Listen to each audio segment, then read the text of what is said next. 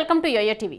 ఆంధ్రప్రదేశ్లో పాలన రాజకీయాలు రసవత్తరంగా మారుతున్నాయి. కొత్తగా ఏర్పడిన కూటమి ప్రభుత్వం అప్పుడే గత సర్కార్ హయాంలో జరిగిన అవకతవకలను బయటకు తీసే పనిలో పడింది. ఇప్పటికే సీఎం చంద్రబాబు రాష్ట్రానికి అత్యంత ప్రతిష్టాత్మకమైన పోలవరం ప్రాజెక్టుపై ఫోకస్ పెట్టారు. అలాగే రుషికొండ భాగవతాన్ని కూడా బయటకు తెచ్చారు.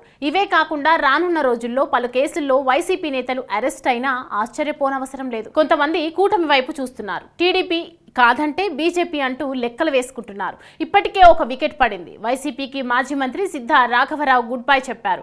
ఆయన 2014-19 వరకు 5 ఏళ్ల పాటు టీడీపీ హయాంలో మంత్రిగా ఉన్నారు.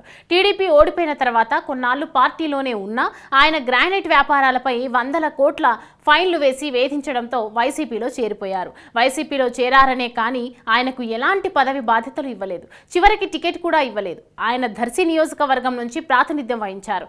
ఆ సీటు కావాలని కోరారు. కానీ జగన్ శివప్రసాద్ రెడ్డికి ఆ సీటు ఇచ్చారు. వైసీపీ గెలిచిన 11 సీట్లలో అదొక్కటి. ఆయనకు అద్దంకి, ఒంగోలు, మార్కాపురం స్థానాల్లో ఏదో ఒక సీటు నుంచి పోటీ చేయాలని ఆఫర్ ఇచ్చారని, కానీ ఎక్కడా గెలిచే అవకాశాలు లేవన్న ఉద్దేశంతో వద్దనుకున్నారని అంటున్నారు. దర్శిలో టీడీపీ టికెట్ చివరి వరకు ఖరారు కాలేదు. ఆయనే పోటీ చేస్తారన్న ప్రచారం జరిగింది. కానీ వైసీపీ నేతలు ఆయనను ఆపారు. టీడీపీలలో ఉన్నప్పుడు చంద్రబాబుకు అత్యంత సన్నిహితుడు. వైశ్య వర్గానికి ప్రాధాన్యం ఇచ్చినట్లుగా ఆయనకు ప్రాధాన్యం ఇచ్చేవారు. అయితే ప్రకాశం జిల్లాలో ఇతర గ్రానైట్ వ్యాపారం చేసే టీడీపీ నేతలు న్యాయ పోరాటం చేసి పార్టీలోనే కొనసాగగా సిద్ధా మాత్రం రాజీనామా చేశారు.